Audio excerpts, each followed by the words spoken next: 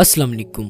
हमारे जिस्म का मेन ऑर्गन यानी कि हार्ट हमारी पूरी बॉडी में ब्लड सप्लाई करता है और हमारी बॉडी की फंक्शनिंग में बहुत अहमियत का हामिल है। मसल से बना हुआ ये ऑर्गन यानी कि हार्ट बहुत सी कोरोनरी आर्टरीज पर मुश्तमिल होता है। कोरोनरी आर्टरीज उन आर्टरीज को कहते हैं जो हमारे हार्ट के मसल्स को ब्लड सप्लाई करती हैं। अगर किसी भी वजह से कोरोनरी आर्टरी में कोई ब्लॉकेज क्रिएट हो जाए तो हार्ट के मसल्स को खून नहीं मिलता और कॉन्सिक्वेंटली हार्ट अपना फंक्शन परफॉर्म करना स्टॉप भी कर सकता है। इसीलिए जैसे ही कोरोनरी आर्टरी में कोई ब्लॉकेज हो तो उसे फौरन रिजॉल्व किया जाता है। इसे रिजॉल्व करने के बहुत से तरीके हैं, जिनमें से एक हार्ट बाईपास सर्जरी है। इस सर्जरी को हम ओपन हार्ट सर्जरी भी कहते हैं और इसे सिर्फ कार्डियक सर्जन्स ही परफॉर्म कर सकते हैं। इस सर्जरी के दौरान सर्जन्स पेशेंट की चेस्ट को ओपन करते हैं और हार्ट के उस हिस्से को तलाश करते हैं जिसकी वर्किंग में मसला आ रहा हो। इस दुनिया में की जाने वाली सबसे पहली हार्ट बाईपास सर्जरी 2 मई 1960 में की गई। ये सर्जरी यूनाइटेड स्टेट्स के Albert Einstein college of medicine Bronx municipal hospital में की गई और इसे परफॉर्म करने वाले सर्जन्स रॉबर्ट एच गोइट्स और माइकल रोहमन थे। बाईपास सर्जरी के दौरान बॉडी के किसी भी पार्ट से आर्टरी या वेन कट की जाती है और इसे ब्लॉक्ड कोरोनरी आर्टरी की जगह प्लेस कर दिया जाता है।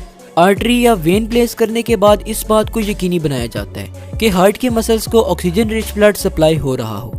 बाज़ औक़ात सर्जन्स एक ही ऑपरेशन के दौरान एक से ज़्यादा कोरोनरी आर्टरी को रिप्लेस करते हैं और इनकी जगह फंक्शनल आर्टरीज को ग्राफ्ट कर देते हैं। सर्जन्स का मेन फोकस ये होता है कि हार्ट के मसल्स को ऑक्सीजन रिच ब्लड सप्लाई होता रहे। बाईपास ऑपरेशन के बाद पेशेंट को जनरल एनेस्थीसिया दी जाती है। जनरल एनेस्थीसिया एक ड्रग है जिसे इंट्रावेनियसली पेशेंट की बॉडी में इंसर्ट कर दिया जाता है। इस ड्रग की वजह से पेशेंट की बॉडी अनकॉन्शियस कंडीशन में रहती है और इसे पेन का एहसास नहीं होता।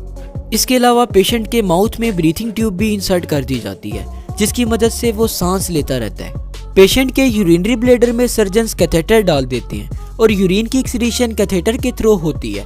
कैथेटर एक ट्यूब को कहते हैं जो आमतौर पर यूरिनरी ब्लैडर में इंसर्ट की जाती है ताकि यूरिन की एक्सक्रीशन इस ट्यूब के थ्रू हो सके। कोरोनरी आर्टरी बाईपास सर्जरी का प्रोसेस आमतौर पर सर्जन्स 3 से 6 घंटों में मुकम्मल करते हैं। इस प्रोसेस के दौरान सर्जन्स पेशेंट की ब्रेस्ट बोन के ऊपर प्रेजेंट स्किन में एक कट लगाते हैं।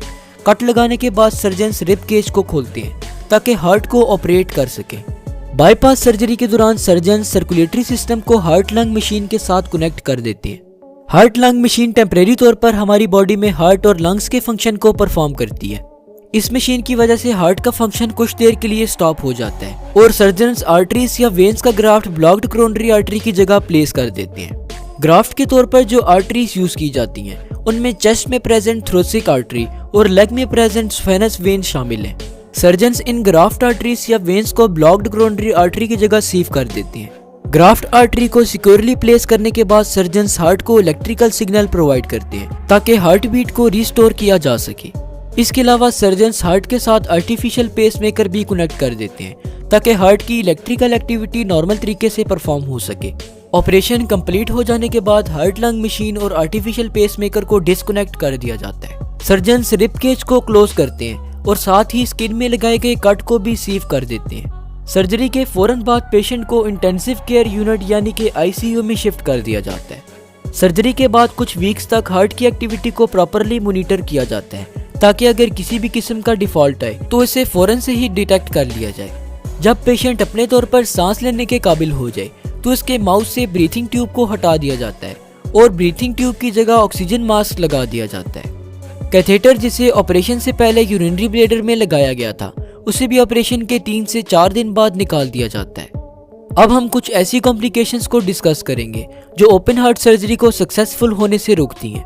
डॉक्टर्स अगर इनमें से किसी भी कॉम्प्लिकेशंस को डायग्नोज कर ले तो वो पेशेंट की ओपन हार्ट सर्जरी को करस्पॉन्ड कर देते हैं। इन कॉम्प्लिकेशंस में डायबिटीज, एम्फाइसेमा और किडनी डिजीजेस शामिल हैं। डायबिटीज को आम जुबान में शुगर की बीमारी कहते हैं जबकि एम्फाइसेमा एक लंग डिजीज है। ओपन हार्ट सर्जरी के बाद पेशेंट को जिन चीज़ों का रिस्क होता है उनमें bleeding, blood clot, chest pain, infection, heart attack और किडनी फेलियर वगैरह शामिल है।